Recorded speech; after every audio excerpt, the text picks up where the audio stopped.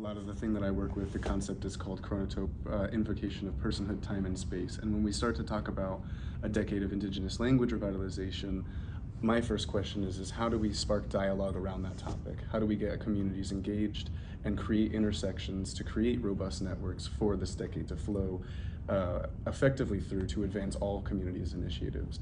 I'm approaching it through these notions of decentralization, so that way I can try to capture the linguistic faculties that really house each nation's or each tribal group's advancements and their initiatives that contribute to this broader subject of the decade of Indigenous languages.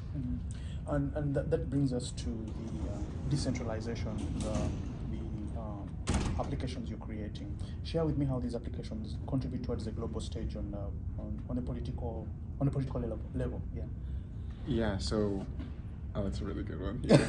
So these applications must be a grassroots thing.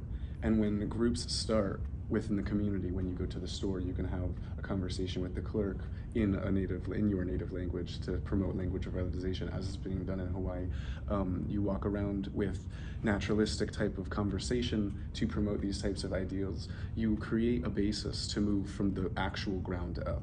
One of our elders in our group really has such a great quote to facilitate this, which is, if you can't walk up this mountain, let's go find another mountain to conquer. And then when we come back, we'll build together from the tops of that one. And when we can create robust networks that have solidarity from each member of the community, then you can start to translate that into larger and more integrated political structures that might gain more of a serious outlook from larger entities like a country or any other sovereign entity. They don't just see one person coming and saying things about something. They have an entire developed basis of solidarity to show that we have organized things. And if you just flow the larger channels of resources that are allocated by larger political bodies into something that's already developed, things are bound to go a lot better because something is already there. And when you can start to intersect networks of that, then we can create shifts like you were talking about before, where now a news outlet is starting to shift from the language that it deals with into a more open, polyglottal type of association to cultural expression.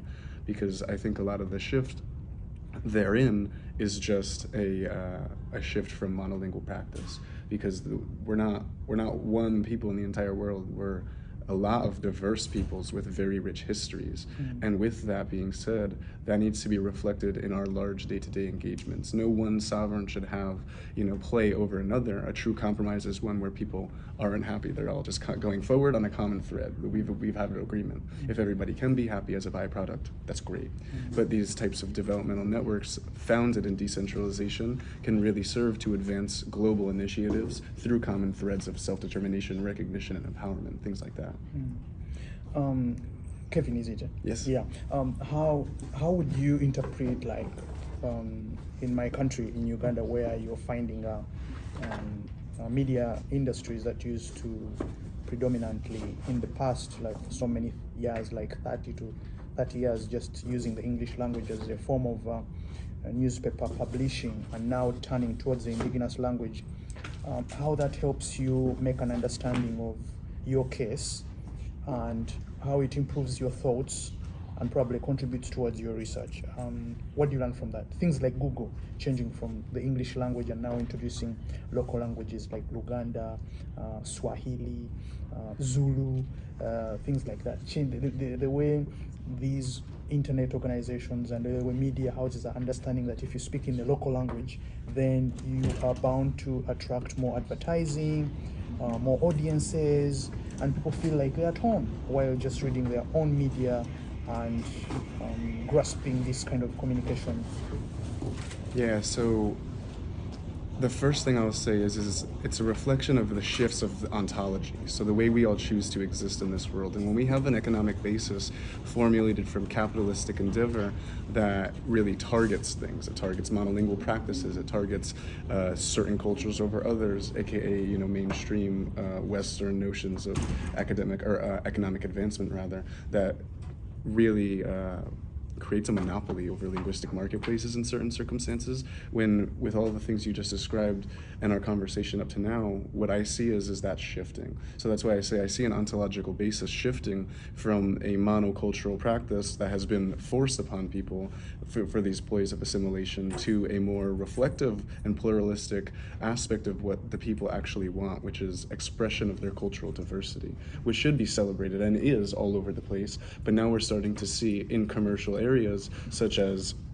commerce, digital media outlets, that these ideas of like a monolingual practice, which is also a byproduct of colonialism, is shifting. And when these types of things happen, we're going to be able to create a lot more intersections of how specific cultures can bring advancements to intersections of digital media, cultural expression, and just intersections with how political proceedings go. When you have one group trying to say that they figured everything out politically, economically, and even through commerce, socially, it's bound to almost be pretty boring, honestly, with the things they're going to talk about. But when you have a pluralistic basis of just social interaction and association, we get to really see what the human condition is capable of and what the human condition really means to our super diverse and beautiful world. So those are the types of things that I see, and I'm very excited to be contributing with everybody, and that's the key thing. It's with.